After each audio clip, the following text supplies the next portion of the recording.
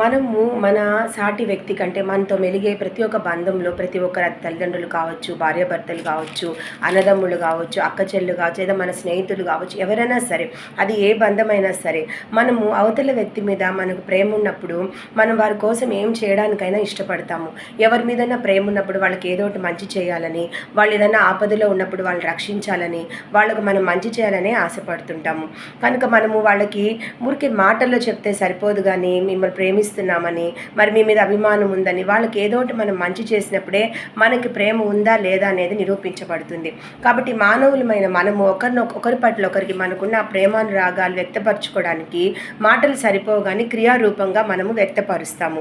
వారికి ఏదో ఒక మంచి చేయడము, వాళ్ళు ఏదన్నా పడిపోయే స్థితిలో ఉన్నప్పుడు మనం రక్షించడానికి ప్రయత్నించడము, ఇటువంటివి మనం చేస్తుంటాం. కాబట్టి మానవ కోటైన మనము ఈ విధంగా ఒకరి పట్ల ఒకరు ప్రవర్తిస్తుంటాము. మరి దేవాతి దేవుడు ఇక్కడ ఏమన్నాడంటే, లూకా సువార్త 19:10 నశించిన దాన్ని వెతికి రక్షించుటకు మనుష్య కుమారుడు వచ్చెనని రాయబడినది. ఏమి నశించడానికి? మానవ కోటి మరి పాప భారము కలిగి అల్లాడుతున్న సమయంలో, దేవునితో అసమాధాన స్థితిలో ఉన్న సమయంలో, నశించిపోవడానికి మరి దేవుని ఉగ్రతకు మరి బలైపోవడానికి సిద్ధంగా ఉన్న సమయంలో మరి తండ్రి కుమార పరిశుద్ధాత్మ త్రియేక దేవుడు మరి ఏమి ఆలోచించాడు?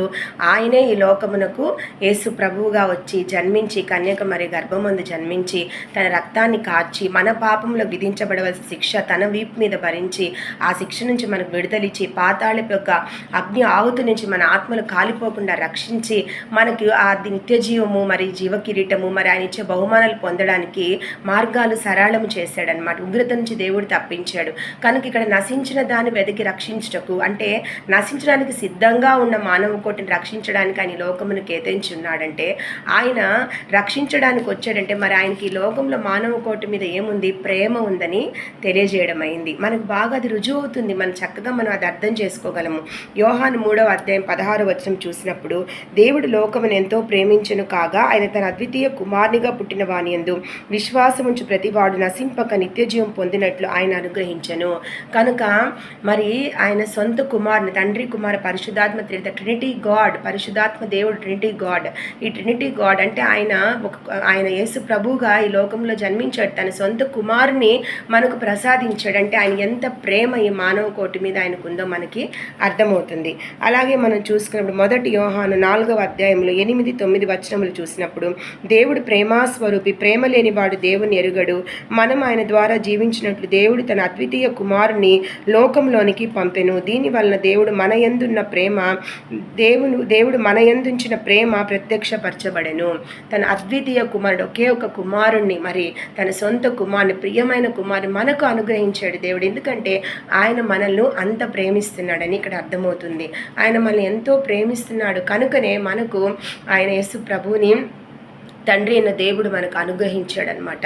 కనుక ఒక మానవ జాతిని, మానవ కోటిని ఈ భయంకరమైన నరకాగ్ని నుంచి, ఆ భయంకరమైన శ్రమ నుంచి, ఆ భయంకరమైన శాపము నుంచి, నష్టము నుంచి నశించిపోవడానికి సిద్ధంగా ఉన్న మానవ కోటి రక్షించడానికి ఆయన లోకమునకు వచ్చాడంటే అక్కడ ఏం వ్యక్తపరచబడుతుందంటే, దేవునికి మన మీద ఉన్న అపారమైన ప్రేమ. మనుషులు కొంత హద్దు వరకే మనకు ప్రేమ చూపించగలరు, సంపూర్తిగా చూపించరు. ఎక్కడో దగ్గర వాళ్ళు ఫెయిల్ అయిపోతారు. కొన్ని విషయాల్లోనే చూపించగలరు. మనకు ప్రియమైన మన తల్లిదండ్రులైనా, మన అన్నదమ్ముళ్ళైనా, మన అక్క చెల్లెలైనా, భార్య అయినా, భర్త అయినా, ఎవరైనా సరే ఒక్క అంచు వరకే వాళ్ళు చూపించగలరు, కానీ కొన్ని విషయాల్లో వాళ్ళు ఫెయిల్ అయిపోయే పరిస్థితులు మనకు వస్తాయి. కానీ దేవుడు మాత్రం ఎక్కడ కూడా ఆయన ఏమాత్రము మనకు ప్రేమను చూపించకుండా పక్కకు తొలుక్కునే దేవుడు కాదు. ఎటువంటి పరిస్థితి అయినా ఆయన ప్రేమను మనకు చూపిస్తాడు. ఆయన మనల్ని కరుణిస్తాడు, కనికరిస్తాడు, దయదలుస్తాడు. కాబట్టి ఆయన యొక్క ప్రేమ చాలా గొప్పది.